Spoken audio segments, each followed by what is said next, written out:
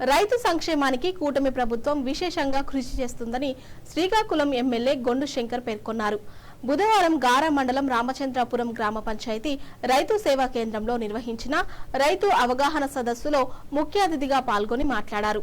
కూటమి ప్రభుత్వం రైతులకు అన్ని విధాల సహాయ సహకారాలు అందిస్తుందని, ధాన్యం సేకరణలో సకాలంలోనే రైతుల ఖాతాలో డబ్బులు జమ అవుతున్నాయని, రైతులకు ఆధునిక పద్ధతులపై అవగాహన కల్పించి గిట్టుబాటు ధర లభించే పంటలను వేయాలని తెలిపారు. ఈ కార్యక్రమంలో వ్యవసాయ శాఖ అధికారులు, స్థానిక మండల కూటమి నాయకులు, తహసీల్దార్, సచివాలయం సిబ్బంది, రామచంద్రాపురం పంచాయతీ రైతులు తదితరులు పాల్గొన్నారు.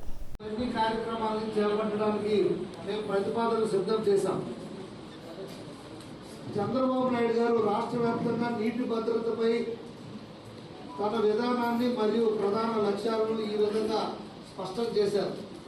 ఒకే రాష్ట్రం ఒకే నీరు ఒక నీరు భావనతో రాష్ట్రంలో బరువును సమర్థవంతంగా ఎదుర్కోవడానికి మరియు నీటి నిర్వహణను సరైన విధంగా ఆప్టిమైజ్ చేయడానికి ఒక రాష్ట్రం ఒక నీరు అనే భావనను ఆయన ప్రతిపాదించారు.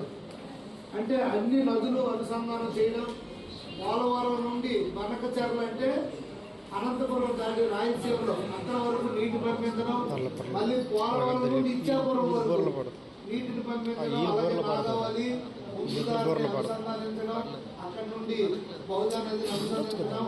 అంటే ఇక్కడ నీరుండి అక్కడ లేకపోతే ఇట్లు నీరు అడ్డేస్తుంది, అక్కడ నీరుండి ఇటు లేకపోతే అటు నీరు ఇటు తీసుకురావచ్చు. దానికి లిఫ్ట్ ఇరిగేషన్స్ ఈ ప్రతిపాదన చాలా పెద్ద ఎత్తున కొన్ని 50,000 పైచిలుకు కోట్లతో ఆయన ఈ ప్రణాళిక సిద్ధం చేస్తున్నారు. దాంట్లో భాగంగా పోలవరం 27 సంవత్సరం కల్లా మన గోదావరి పుష్కరాల లోపల పూర్తి చేయడానికి ప్లానింగ్.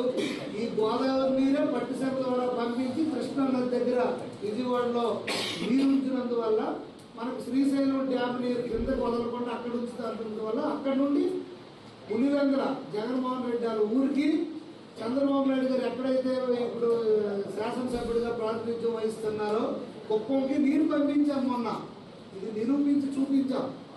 ఎగిలిగా మాట్లాడారు, కుప్పంకి నీరు ఎక్కడ వస్తుంది, పులివెందులకు నీరు వస్తుందని. దగ్గరుండి నీరు పంపించి అక్కడ పూజలు చేసి వచ్చారు చంద్రబాబు నాయుడు. సో అదొక విధానం.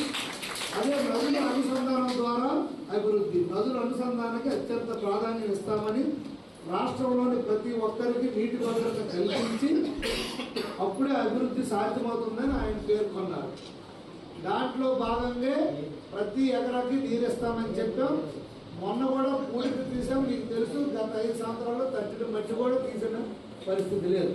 గుర్రపు డెక్కతో ఎక్కడికక్కడ ఉండిపోతే అవన్నీ తీసి ఇప్పుడు నీరు అందించాం. ప్రాజెక్టులు, చెరువులు నింపడం, రాష్ట్రంలోని మేజర్, మైనర్ ఇరిగేషన్ ప్రాజెక్టులు మరియు చెరువుల్లో 100% నీటిని నింపాలని అధికారులను ఆదేశించడం జరిగింది. అదేవిధంగా ఈ సంవత్సరం వీలైనంత వరకు సద్వినియోగం చేసుకుని ప్రాజెక్టులు నింపడానికి కార్యాచరణ రూపొందించడానికి ముఖ్యమంత్రి గారు సూచించారు. దానికి కూడా ఇప్పుడు